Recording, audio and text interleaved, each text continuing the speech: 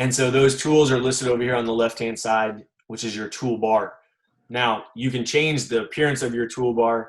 Right now, mine's in a single column format, but if I go up here to this little double arrow button right above the toolbar and I click on it, it will expand into a 2-column. That's just personal preference. Again, historically, it was always a 2-column toolbar, and then they came up with a single column concept, so that way you had more working space. That's all it really boils down to. Now, if you're not seeing the exact same list or all the tools that I'm seeing, partly that could be because of the workspace that you're currently in. Now, the default workspace is typically Essentials, and you'll see that up in the top right-hand corner.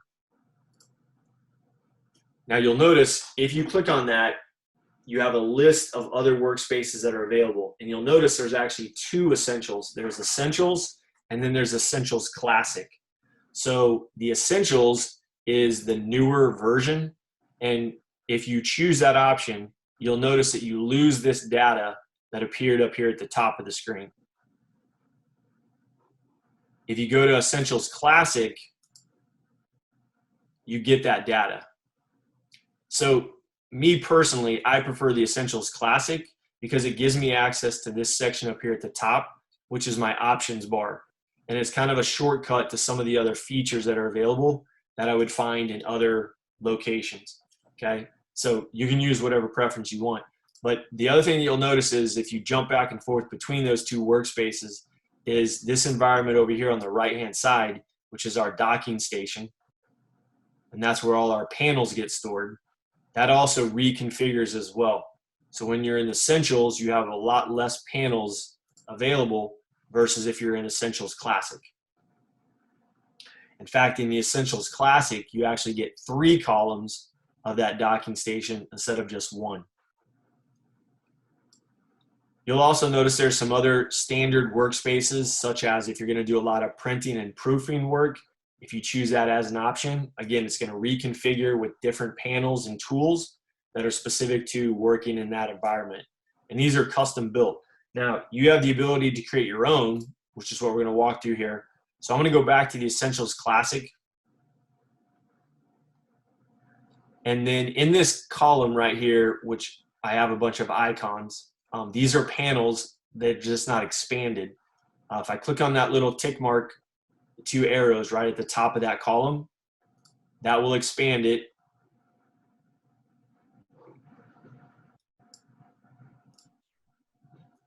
Okay, so now I can actually see the contents of those panels. Now, what I'm going to do is I'm going to go up to the panel called Stroke, and I'm going to click and drag to the left. So I'm dragging it away from the docking station.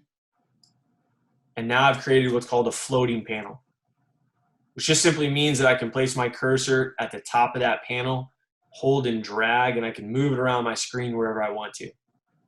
And so the benefit of that sometimes is, depending on where your artwork is, you might just want to have the panel closer to the artwork because you're going to be jumping back and forth between it.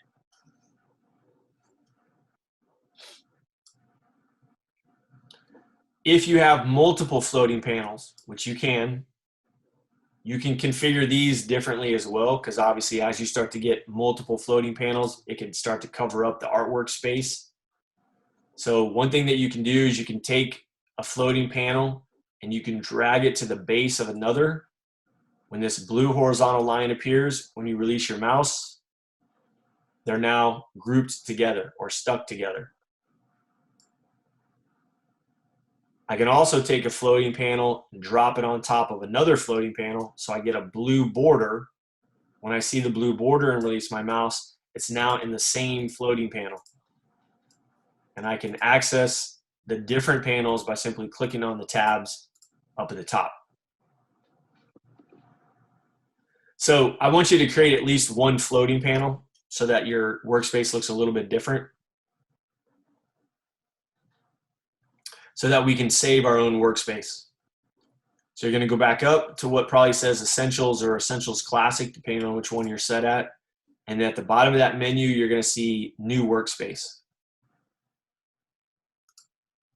That's going to bring up a window which gives you the opportunity to name that workspace. You can call it whatever you want to. And then click OK.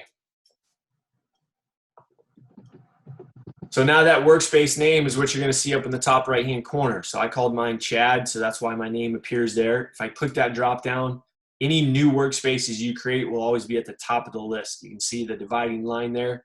So above that dividing line are all your custom workspaces. Below the dividing line is going to be your standard workspaces. So to test it out, go choose something like painting. You should see how the floating panels and everything else reconfigures, and then go back up and choose the workspace name that you created, and your floating panel should reappear, and all the other panels that were previously there should be visible as well.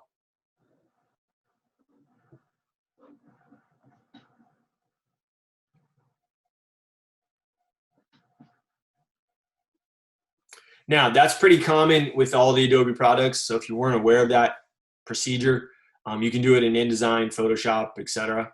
And they all have their own preset environments as well. Not every one of them are going to have the same set of panels and whatnot. Going over to the toolbar, the very first tool, which is going to be the most common tool we're using, is called the selection tool. If you place your cursor on it, let it sit there for a second, a little bubble will pop up telling you the name of the tool, and then in parentheses it gives you a keyboard shortcut, which in this case is the letter V in order to access that tool. The other most common tool that we'll be using here real quickly is the direct selection tool. That's the white arrow. It's the second tool on the list. Now you'll notice on that button there's a little triangle in the bottom right hand corner of it. That little triangle tells us that we have additional tools hidden behind it. So if I click and hold on that tool, wait for just a second, I'll see a menu that pops up, and now I have access to a direct selection tool and then also a group selection tool. So anytime you see a button in the toolbar that has that little triangle, that means there's additional tools behind it. For example, if I go to the pen tool, which is the fifth tool down, which is another tool we're going to be using a lot, it actually has 4 different tools: the pen tool, the add anchor point tool, delete anchor point, and then the anchor point tool. Now, you do have to physically click on the buttons in order to access that tool, or if you're using the keyboard shortcuts, that works as well. So for example, if I'm over here working on my artwork and then I decide I need the type tool, I can manually go over here and click on the letter T, or as you can see, the keyboard shortcut for the type tool is also the letter T. I could just hit T on my keyboard and my cursor now changes to the type tool. So it's kind of personal preference, depends on how efficient you want to be and what works for you. So we do want to create a shape so we can kind of see how vector artwork works. So I'm going to go 2 tools beneath the type tool. That's the rectangle tool. And again, if you click and hold on it, you'll see that we actually have a variety of other shape tools. We've got rounded rectangle, ellipse, polygon, star tool, and then flare tool. With the rectangle tool, I'm going to click, hold, and drag. And as I begin dragging, you might start to see these pink lines pop up here and there. That pink line is what's known as a smart guide. And that smart guide, when it appears, specifically with this tool, it's identifying when you've created a perfect square. Otherwise, if you don't see that line, you're creating a rectangle of some sort. The other thing you'll notice is that there's a little gray box that appears next to your cursor with a width and height value. So that way you get a visual as far as the actual size of this shape. So I don't care what size you make it, just go ahead and click and drag so you have a square. When you release your mouse, that object is selected. And so like most of the Adobe products, in order for you to manipulate something, it has to be selected first. In this case, since we automatically drew it, it becomes automatically selected until we deselect it, which means we're then finished with it. So in order for me to deselect something in Illustrator, I'm going to go up and click on the first tool, that selection tool button. And then I'm just going to click somewhere outside of that artwork. So outside of that square or shape. Notice the box that originally appeared around the square has now disappeared. That tells me that the object is no longer selected. It's now deselected, which means if I was to try to apply a color or change the shape or anything like that, nothing's going to happen. So we do have a couple of different selection techniques because obviously that's something we're going to be doing quite often. The first thing is actually just clicking on the shape.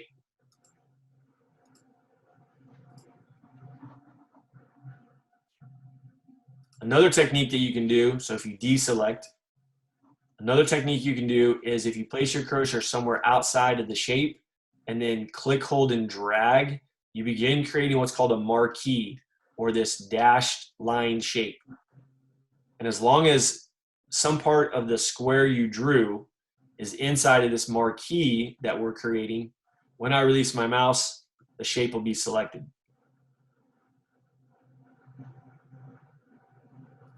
Another technique, so let's draw another square.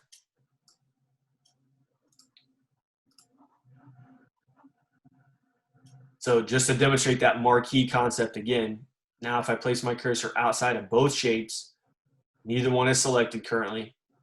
I'm going to click, hold, and drag, creating that dashed shape.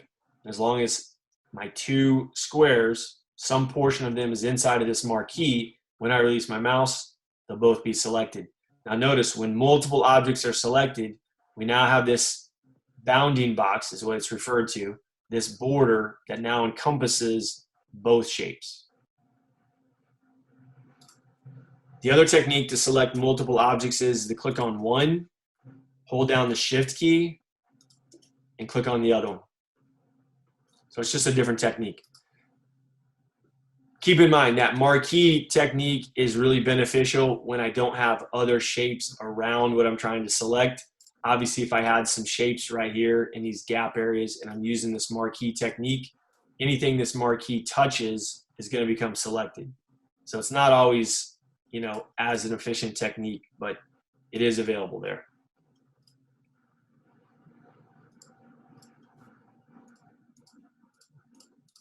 Okay, one little kind of nuance that I want to show you, and you might have ran into this. It kind of depends on how your colors were set up when you started creating these shapes. But if you go down to the bottom of your toolbar, you're going to see what are called color swatches. One looks like a solid square, and the other one kind of looks like a border or an outline. Technically, we call that a stroke, but the concept is the same thing as a border or an outline. That top square is probably filled white right now. But what I want you to do is click on this little miniature button that looks like a red diagonal line. And so now that top square or top swatch should have a red diagonal line inside of it as well. Now, I had you do that, but what I forgot to tell you was you want to make sure that this square is selected first and then change the color by clicking on that box with the red diagonal line.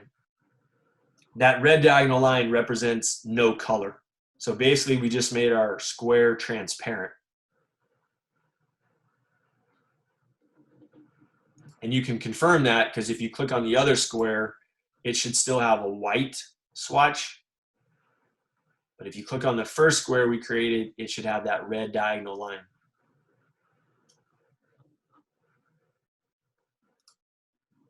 So the main reason I'm showing you this is because it's one of those little just nuances that happens with InDesign as well as Illustrator. And that is when you have a shape that has no fill color, like this square does at the top, notice if I put my cursor inside of that shape, my cursor remains as a black triangle. And if I try to click anywhere, it doesn't select that shape. But if I put my cursor on the edge of that shape, I get this little black square that appears next to my icon. And when I click, I've now selected the shape. So the point is that when you have a fill color of none in a shape, you cannot select it by clicking on the inside of it. You either have to click on the edge or you have to use that marquee technique. On the other hand, if you have a shape that does have a fill color, which this one is white, even though it doesn't look like anything, it is white. And you can see visually the difference with your cursor is when you place your cursor inside of that shape, you now have that little black triangle, which tells you that you have the ability to then click and select it.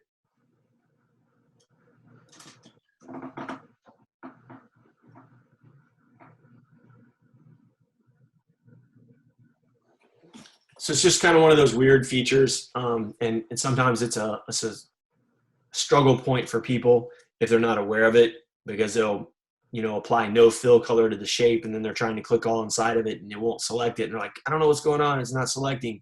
Well, that's the reasoning behind it. Of course, you can always select it by clicking on the edge or border, or click, hold, and drag using the marquee technique. Cool? All right. So I'm going to zoom in now on these shapes. So I'm going to go down to the bottom of the toolbar to access the zoom tool. You can also use the letter Z as the keyboard shortcut, which I would highly encourage you to learn. And with this tool, I have the same technique that I can do with the marquee. So if I click, hold, and drag with my zoom tool, I can actually create a marquee, and anything that's inside of that marquee, when I release my mouse, that's what I'm going to zoom into. So it gives me a little bit more accuracy as to what I'm zooming in on. Otherwise, of course, you can just click with your mouse and it'll zoom in increments. But in order for you to zoom out, you have to hold down the Option key on your keyboard. So holding down the Option key on your keyboard puts a little negative sign in the zoom tool, and now I can click with my mouse and it'll allow me to zoom out. Now, if you use these techniques, you know, as I've zoomed out, you can see I'm only viewing a portion of my artwork at this point. So one of the other most common keyboard shortcuts that I highly encourage you to learn is if you hold down the space bar, it gives you access to the hand tool temporarily, and I can then click, hold, and drag and move my page within the window. And as soon as I release the space bar, it goes back to whatever tool I was working with. Of course, there is a hand tool over in your toolbar right above the zoom tool, but this is a much more efficient technique. Hey, Jed. Yep. On the zoom tool, when I click and drag, it's like zooming me in or zooming me out. I'm not doing the marquee thing. Okay. Yeah. So if you go to your preferences, so for you, it's going to be edit preferences. I'm going to go up to Illustrator preferences. And then you have a list of preferences you can choose from. Just go ahead and go to general. And Jesse, you can do the same thing. While we're at this, we'll just talk about some of the preferences that are available here.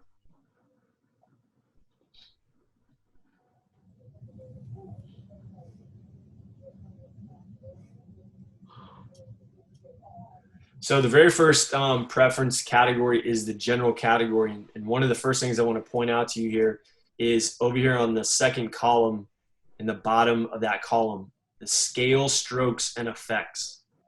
So we're going to look at an example at this later on, but if this is check marked, what that means is that as you scale an object, the stroke values and any effects are also going to scale as well. So for example, if I had a square that had a 10-point border, and then I shrink that square down, that border is also going to shrink where it might end up being a 2-point border when you get finished. If you leave this unchecked, and I was to take that same shape that has a 10-point border and shrink it down, it's still going to have a 10-point border. Okay, so you're just controlling whether things are scaling with it or whether they remain the same size as the entire object scales. Okay, and that's really the only one here that I would be aware of in this category.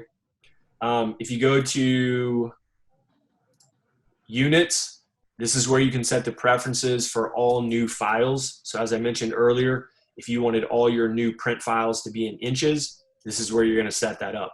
Now keep in mind, if you're adjusting these preferences with a document open, these changes are only applying to that open document. They're not applying to the software itself. Guides and grids. So as you've seen already, some smart guides have been popping up, but this is referring to column guides or alignment guides that we might be working with. And of course, you do have a grid, which is most common to work with when you're doing digital applications. So web stuff, that type of thing, you're going to typically work within a grid structure. This is just allowing you to change the appearance, color, spacing, etc. Smart guides, which we saw earlier, the default color is magenta, which is a pink color. but again, you can change the color to whatever preference you want. And then you can also control kind of when they show up and when they don't show up. User interface is another real common one. This allows you to change the background color.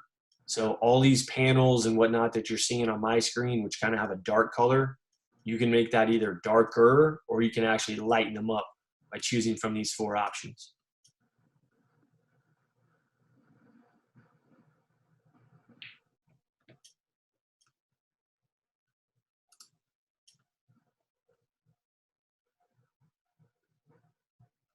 If you go to the performance category, Drew, what you probably have check mark is up towards the top, a box that says animated zoom. So if you don't like that feature, which is allowing you to click and drag with the zoom tool, and as you're dragging, it's either increasing or decreasing, then you're going to uncheck that animated zoom box. That's what will then give you the ability to use the technique that I showed you, where you click, hold, and drag, creating a marquee that when you release your mouse, it zooms into that specifically.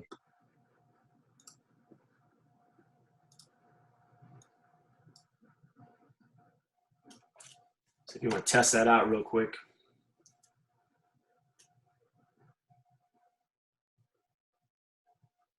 Work? Got it. Okay. Jesse, were you aware of that? I wasn't aware of the preferences. I hardly go in there. How about the zoom technique with the zoom tool, that click, hold, and drag technique? I was aware of that. Yeah. Okay. So again, if it animates or it zooms in and zooms out while you're dragging the zoom tool, it's that animated zoom feature in the preferences that you're going to activate or inactivate depending on what your preference is. So. Okay, so we talked about the selection tool. Obviously, we need that in order to select an object so that we can make changes to it. The next tool down, though, is the direct selection tool. And what this does is it allows us to select individual points. So remember, when we're creating a square, we have 4 points at each corner. And if I use this direct selection tool, I can click on just one of those points and then manipulate its position.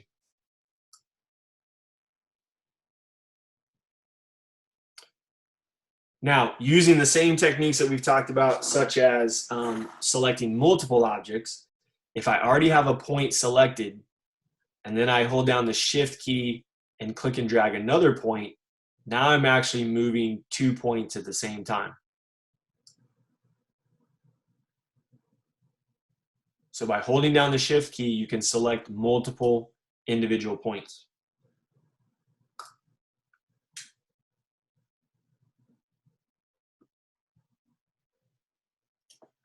If you deselect, another technique with this direct selection tool is I can click, hold, and drag, creating that same marquee concept.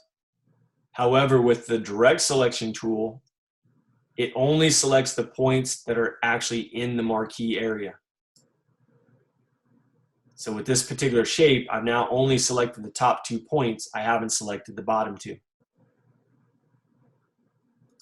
So the techniques are the same. It's just with the direct selection technique, you're only selecting the points that are inside the marquee, whereas with the selection tool, the black arrow, as long as a portion of the shape is inside of it, it selects the entire shape.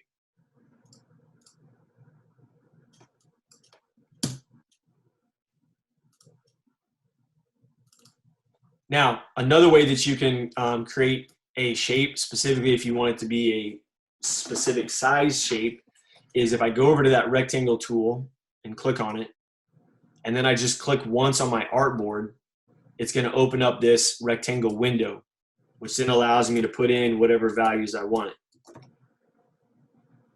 So if I'm wanting to make a perfect 3" by 3" square or rectangle, click OK, and there it is.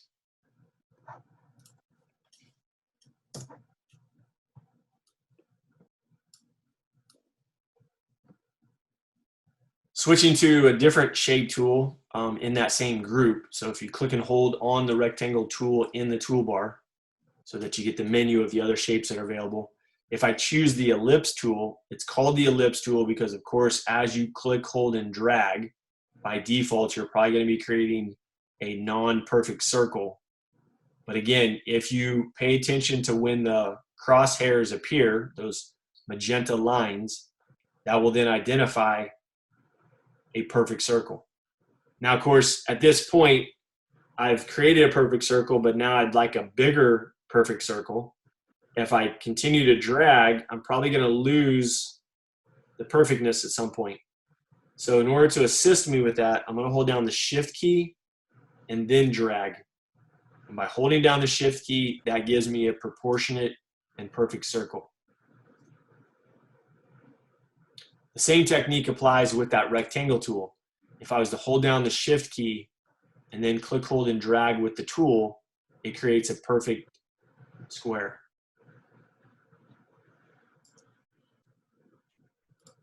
And as you've probably seen, by creating multiple shapes, when I start to move one shape near or next to another shape, I'm going to get these smart guides that pop up again, assisting me with the alignment.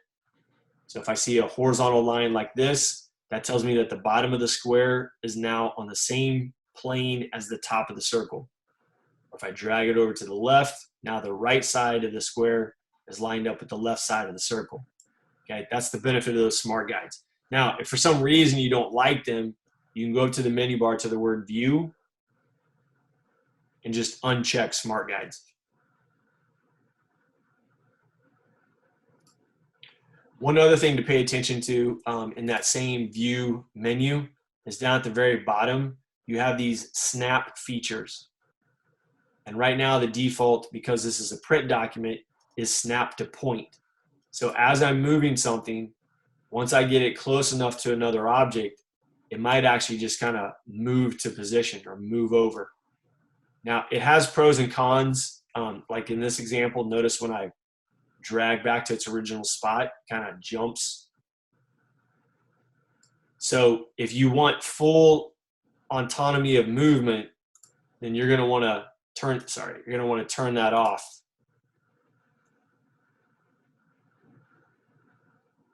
Because now I can move it wherever I want to. Very, very small increments, large increments, whatever. So again, that's just one of the features there. Now, when you're working for like web development or mobile apps and things like that, then typically you're going to want to snap to the grid. That's pretty common because you're going to want things all lined up. So you would turn that on, and it's also typically pre-activated whenever you're working with a web layout or web page.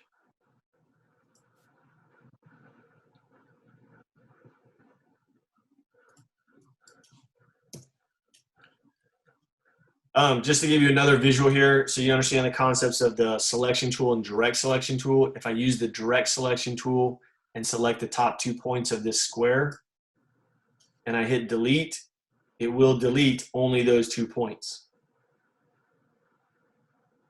Versus if I grab the selection tool and hit delete, now it gets rid of the entire object. Okay? So those are going to be very common concepts that we're going to be working with from this time forward. So we're always going to be using the selection tool or direct selection tool depending on what it is we're trying to manipulate or what it is that we're trying to create. Just to cover a couple more of these shape tools here, you do have a rounded rectangle tool. So if you're wanting a shape that already has rounded corners, you can take advantage of this tool. And also you can hold down the Shift key to create perfect proportionate shapes as well. The polygon tool has a unique feature called an on-the-fly change. So as I click, hold, and drag, if I don't release my mouse, I can use my up arrow key and it will add additional polygon sides. Or I can use my down arrow key and it'll reduce the number of polygon sides. So I can actually create a perfect triangle by the use of this tool. Now keep in mind, whatever number of sides you end up with, that becomes the default of the tool the next time you create it. So notice as I click, hold, and drag to create another shape, it's creating a triangle again, not the original polygon.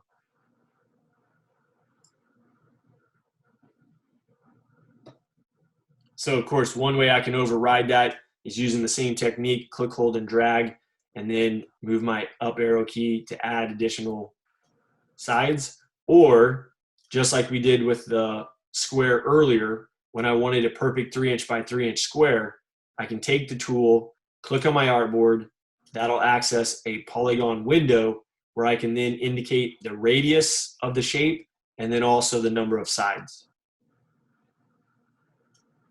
And of course, whatever number you type in here becomes the default of that tool until you change it again. And now we do have a star tool. Same concept applies by adding additional points. If I click, hold, and drag, before I release my mouse, I can use my up arrow keys or down arrow keys in order to add or change the number of points that I'm seeing. Also, if I just click on my artboard, that also gives me a window, which is the star window. And one feature that I can change here that I can't necessarily change when I'm using the manual drag and draw is I can control the radius of both the center to the first point and from the point to the outer point. So if I want a much narrower point, then I'm going to make these numbers more drastic.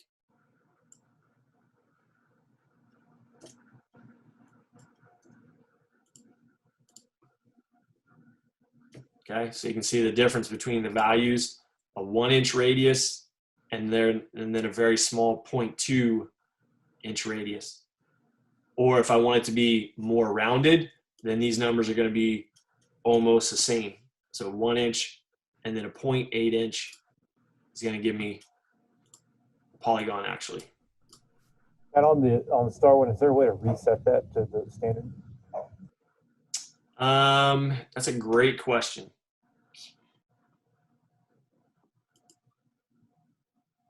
If there is, I don't know it, Drew. It's the first time I've been asked that actually. Thank you.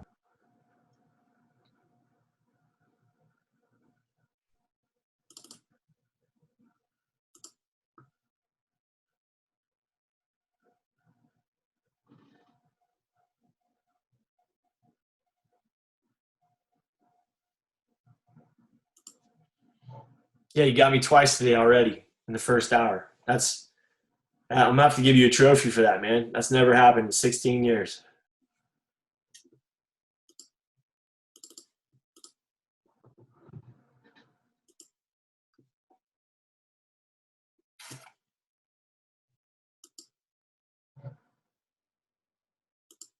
Yeah, so far I haven't come up with anything in just kind of the short dive into some possibilities of where it would be.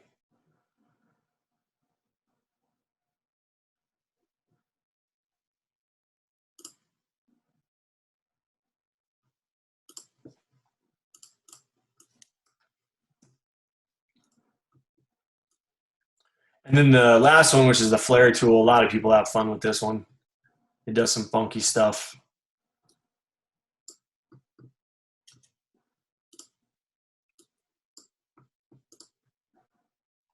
And of course, you can manipulate it further by using the direct selection tool and selecting individual points and making changes to it. But really, the main reason I show this tool is because obviously you can get pretty complex depending on the overlapping of the shapes. So you have two different viewing platforms in which you can view your artwork. The first one, of course, is what we're in right now, which is the preview, which shows us what our artwork would look like if we were to actually print it. Otherwise, I can go up to Command Y for outline, or go up to the menu bar to the word view outline, excuse me. And now it shows me the actual points and paths that are making up that artwork. And in some cases, you're going to use this technique because it's going to be easier for you to actually identify what it is you're trying to select.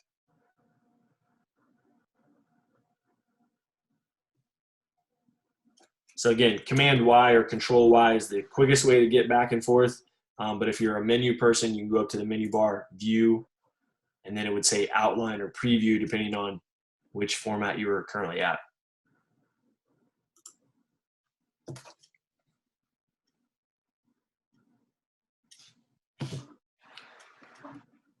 All good? Mhm. All right, let's take a quick break. About 9:35, so that's about 15 minutes or so. And then we'll come back and keep moving forward. Okay.